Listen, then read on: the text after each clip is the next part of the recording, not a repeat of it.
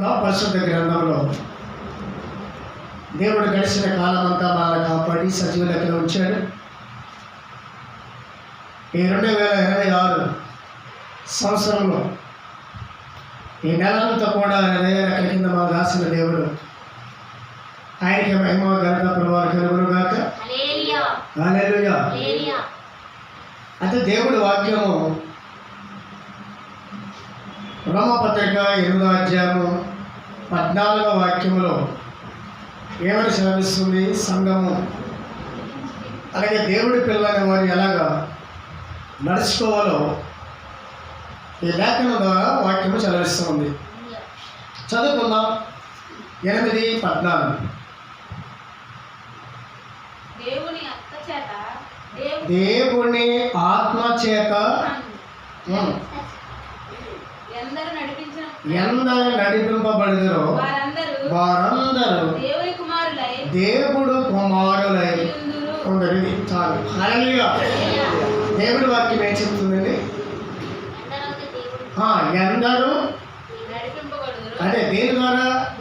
దేవుని ఆత్మ ద్వారా. ఈరోజు సంఘాల్లో చాలా మందిలో ఆత్మ లేదు. దెయ్యము ఆత్మ ద్వారానే చాలామంది ప్రయాణిస్తూ ఉన్నారు. దెయ్యము బోధన చేత చాలామంది దేవుడి సన్నిధిలో కొనసాగుతూ ఉన్నారు. చాలామంది భక్తిహీనము, వేషధారణ, మరి జీవితం సంఘాల్లో ఎక్కువైపోయింది. అది ఇక్కడ పౌలు గారు ఏం చెప్తున్నాడంటే, దేవుని ఆత్మ చేత ఎందరు నడిపింపబడుతురో వారందరూ దేవుని కుమారులై ఉండరు. హల్లెలూయా. దేవుడు కుమారులు అనిపించుకోవాలంటే దేని ద్వారా నడవాలన్నాడు? చెప్పండి, దేని ద్వారా నడవాలంటే చెప్పండి. అవును, దేవుడు ఆత్మ నీలో ఉందని ఒక శుక్రవారం ప్రార్థన మానవు. దేవుడు ఆత్మ నీలో ఉందని ఒక ఆదివారం ఆరాధన మానవు. దేవుడిని ఆత్మతో నడిపించే వ్యక్తులు నీవైతే పాటలు పాడాలన్నా, ప్రార్థన చేయాలన్నా, పరిశీలన చేయాలన్నా, సహకరించాలన్నా ఆసక్తి కలిగి ఉంటావు. హల్లెలూయా. ఎందుకంటే నువ్వు దేవుడు కుమారుడుగాను దేవుడు కుమార్తెగా నువ్వు ఉన్నావు కాబట్టి. హల్లెలూయా. కాబట్టి దేవుడిని ఆత్మ ద్వారా నడిపింపబడిన వారే, దేవుడు ఆత్మ ద్వారా నడిపింపబడిన వారు దేవుడిని కుమారులు కుమార్తెలు కాదు. హల్లెలూయా. కాబట్టి దేవుని ఆత్మ ద్వారా నడిపింపబడాలి. దేవుడు ఈ లోకానికి వచ్చాడు.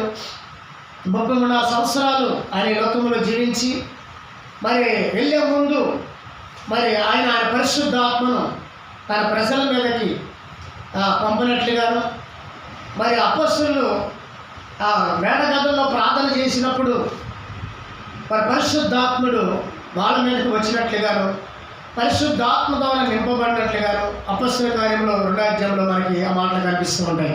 హల్లెలూయా. ఆత్మతో ఎప్పుడో నింపబడ్డారో వాళ్ళు భాషలు మాట్లాడారు. ఆత్మతో ఎప్పుడైతే నింపబడ్డారో వాళ్ళు దేవుడిని స్తుతించారు. ఎప్పుడైతే ఆత్మతో నింపబడ్డారో దేవుడి పని బలంగా చేశారు. ఎప్పుడైతే దేవుడు ఆత్మతో నింపబడ్డారో అనేక గ్రామాలు, పట్టణాలు, రాష్ట్రాలు, దేశాలు కూడా సువార్త ప్రకటించారు. ఎప్పుడైతే ఆత్మతో నింపబడ్డారో ఏ శ్రమకి కూడా భయపడకుండా అన్ని శ్రమలు భరించు హతసాక్షులుగా కూడా వాళ్ళని నిలబడినట్లుగా కనిపిస్తుంది. ఇది పరిశుద్ధ గ్రంథంలో చాలా చోట్ల మనకు కనిపిస్తూ ఉంటుంది.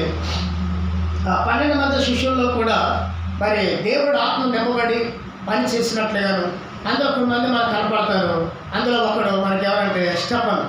ఈ స్టెఫన్ ఏం చేస్తారంటే దేవుని ఆత్మతో నింపబడిన వాడిగా అక్కడున్న అధికారులు, అక్కడున్న ప్రజల్లో కొంతమంది, అక్కడున్న వారు అనేకులు మరి ఆ దేవుని ఆత్మ తనలో ఉందని గుర్తించారు. హల్లెలూయా. అంటే స్టెఫను దేవుడు ఆత్మతో నింపబడిన వాడయ్యాడు. రాళ్ళతో కొట్టినా చంపేస్తున్నా కానీ కానీ ఏమాత్రము పారిపోకుండా, వాళ్ళని శిక్షించకుండా, వాళ్ళ మీదకి ఎలాంటి శిక్ష వెళ్ళకూడదని ప్రార్థించినట్టుగా లేఖనం కనపడుతూ ఉంది. హల్లెలూయా. హల్లెలూయా. మరి స్టెఫను ఆత్మతో నింపబడినవాడు. అలాగే పేతురు, అలాగే ఫిలిప్పు మరి ఆత్మతో నింపబడిన వారు కనుక, అలాగే తోమ, అలాగే అనేకమైన శిష్యులు ఆత్మతో నింపబడ్డారు కాబట్టి మన దేశానికి, అనేక దేశాలకి, అనేక రాష్ట్రాలకి సువార్తను పంపించుకెళ్ళారు. ఆ సువార్త ద్వారా ఎప్పుడైతే ప్రకటించారో అనేకులు కోట్లాది ప్రజలు ఈ రోజున ప్రభులో చేరినట్లుగా లేఖనం కనబడుతుంది.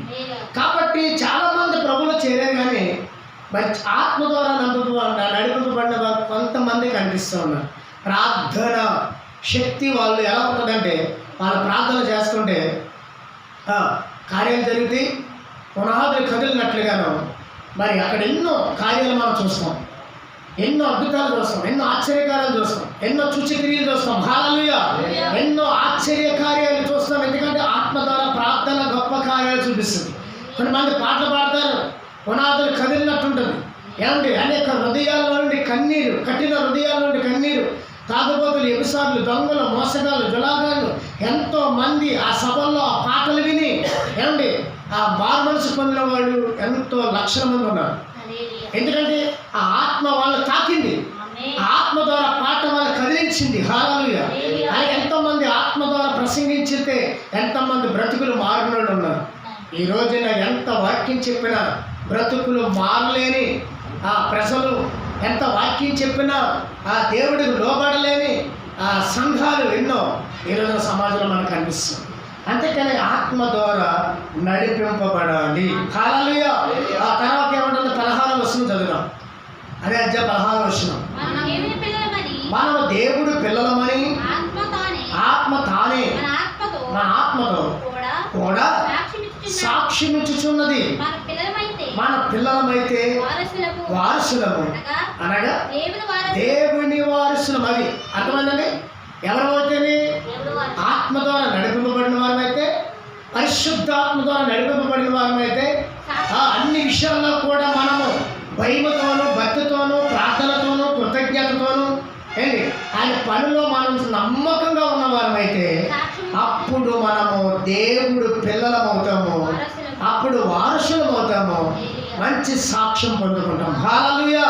కాబట్టి మనం దేవుడు ఆత్మ ద్వారా నడిపింపబడిన వారమై ఉండాలి. 17వ వాక్యం ఏమంటుంది? క్రీస్తుతో కూడా మహిమ పొందుటకు ఆయనతో శ్రమపడిన ఎడల వారసులము. అంటే దేవుడితో మనం పని చేయాలి. హల్లెలూయా!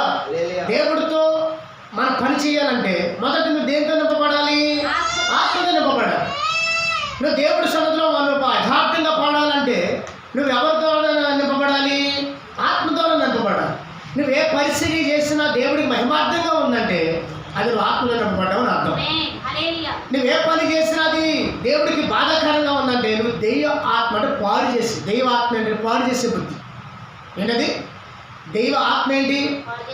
ఏం చెప్పండి? పాడు చేసే బుద్ధి. చూడండి 1వ తిమోతి పత్రిక 4వ అధ్యాయం, 1వ తిమోతి పత్రిక 4వ అధ్యాయం 1వ వాక్యం చదివితే మనకు అక్కడ మాట కనిపిస్తూ ఉంది. అయితే కడవరి దినములలో కొందరు అబద్ధకుల వేషధారుల మోసపరుచు ఆత్మయందును దెయ్యములను బోధయందును లక్ష్యముంచి విశ్వాస వస్తులని ఆత్మ తేటగా తెలియపరుస్తుంది. హల్లెలూయా! ఇక్కడ చెప్తున్న మాట ఏంటి చెప్పండి? ఇక్కడ భక్తుడైన పౌలు తిమోతి సంఘానికి మరి ఏమని చెప్తూ ఉన్నాడు? భక్తుడైన ఆ తిమోతికి ఏం చెప్తూ ఉన్నాడు? కడవరి దినాల్లో మనం ఉన్నాము కాబట్టి దెయ్య ఆత్మ, దెయ్యమ బాధలు ఏమండి అనేకమైనవి పనిచేస్తున్నామని చాలా చాలా జాగ్రత్తగా ఉండాలని వాక్యము చదివిస్తూ ఉంది. కడవరి దినములలోనూ అబద్ధ బాధలు ఉన్నవి, కడవరి దినములలో దెయ్య ఆత్మ ఉన్నది, కడవరి దినములలోనూ చాలామంది ఆత్మలో కోల్పోయి భ్రష్టులు అయిపోతున్నారు. అందుకని ఈ రోజున శుక్రవారం ప్రార్థనైనా, ఆదివారం ప్రార్థనైనా, శ్రేయల కూడికలైనా, యవనస్తుల కూడికలైనా, లేదంటే చిన్నపిల్లల కూడికలైనా ఎందుకు రాలేకపోతున్నారు? ఏదైనా ఉపవాసం ప్రార్థనైనా రాలేకపోవడం కారణం ఏంటంటే వాళ్ళు దెయ్య ఆత్మ కలిగి ఉన్నారు. బతిపోయిన వాళ్ళు ఏమండి సీరియాలు, సినిమాలు, షికారులు, లోక సంబంధమైన అలా తగిలించుకొని ఏమండి ఆ జబ్బు ఈ జబ్బు వంక పెట్టుకొని లేకపోతే ఏదేదో కారణాలు చెప్పుకొని దేవుడికి దూరం అవుతున్నారంటే చెప్పండి వాళ్ళు బాధకు లోపడుతున్నారంటే దెయ్యము బాధకి లోబడి ఎంతో ఆసక్తి కలిగి పాటలు పాడేవాడు, ఎంతో ఆసక్తి కలిగి దేవుడి సన్నిధిలో ఉండేవారు, ఎంతో ఆసక్తి కలిగి భయభక్తులు కలిగిన వాళ్ళు లాస్ట్కి ఏమవుతుంది చెప్పండి? పాఠంలో దూరం అయిపోతున్నారు, ప్రార్థనలో దూరం అయిపోతున్నారు, వాక్యానికి దూరం అయిపోతున్నారు, దేవుడి సన్నిధికి దూరం అయిపోతున్నారు, భక్తులో దూరం అయిపోతున్నారు. ప్రతి విషయంలో కూడా అవిశ్వాసులను పిశాసులుగాను తయారైనట్లుగా చాలా సంఘాల్లో మనము చూస్తూ ఉన్నాము. కాబట్టి దేవుడి పిల్లలమైన మనము దేవుని ఆత్మ చేత నడిపింపబడిన వారు ఉండాలి. హల్లెలూయా! దేవుని ఆత్మ నీలో ఉంటే నువ్వు ప్రార్థన మాను. దేవుడు ఆత్మను నడిపించబడితే నువ్వు దేవుని స్తుతించే వరకు, దేవుని ఆరాధించే వరకు, దేవుని గణపరిచే వరకు కూడా నీ మనస్సు ఉండనే కుదిరిగా ఉండదు. ఎందుకంటే ఆ ఆత్మ దేవుడి సన్నిధికి వెళ్ళాలని చెప్తూ ఉంటుంది. ఆ ఆత్మ ఎప్పుడు ప్రార్థించాలని చెప్తూ ఉంటుంది. ఆ ఆత్మ దేవుణ్ణి గణపరచాలని చెప్తూ ఉంటుంది. ఆ ఆత్మ ఎవరికొకరికి నా సాక్ష్యాన్ని చెప్పుకొని, ఎవరికొకరికి కనీసం ఒకరికైనా నా సాక్ష్యం చెప్పి, కనీసం ఒక గ్రామానికైనా సువార్త చెప్పి, కుటుంబంగానైనా సరే ప్రభు దగ్గర నేను నడిపించాలి అనే ఆలోచన ఆత్మ కలిగిన వాళ్ళకి వస్తుంది. దురాత్మ కలిగిన వాళ్ళకి రాదు. దురాత్మ కలిగిన వాళ్ళ పని ఏంటంటే గుడికి వస్తారు, వెళ్తారు, వస్తారు, కానీ ఆ బుద్ధి అంతా కూడా ఎలా పాడు చేసే బుద్ధి. ఎక్కడ మాట అక్కడ, అక్కడ మాట బోధించే వాళ్ళు ఉంటారు. చర్చిలో ఒకలా ఉంటారు, బయటికి వెళ్ళి ఒకలా ఉంటారు. ఏమంటే ఎంతసేపు కూడా వాళ్ళకి పాడు చేసే బుద్ధి ఉంటుంది, కానీ ఏ మాత్రం దేవుడికి లోబడే బుద్ధి మాత్రం వాళ్ళ జీవితంలో ఉండనే ఉండదు. చూడండి 1 కొరింథీ పత్రిక 2వ అధ్యాయంలో ఎక్కడ కూడా ఒక మాట పౌలు గారి తెలియపరుస్తున్నాడు. చదువుదాము.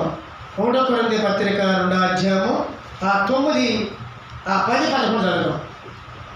10, 11 మనకైతే దేవుడు వాటిని తన ఆత్మ వలన బయలుపరిచి ఉన్నాడు. ఆ ఆత్మ అన్నిటినీ దేవుని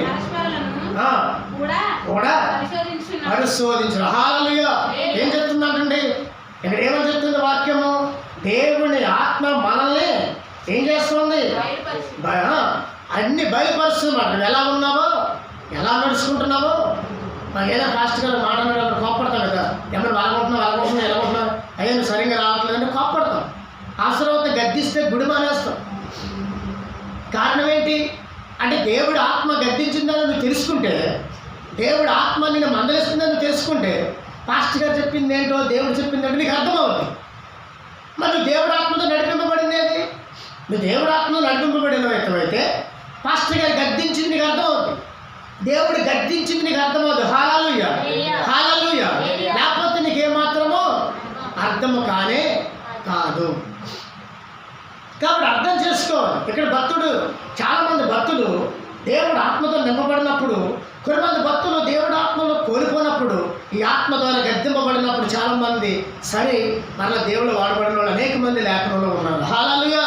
కాబట్టి దేవుడిని ఆత్మ ప్రతి విషయంలో కూడా మనం బలపరుస్తూ, ఆయన ఆత్మ మనల్ని ఏం చేస్తుందంట?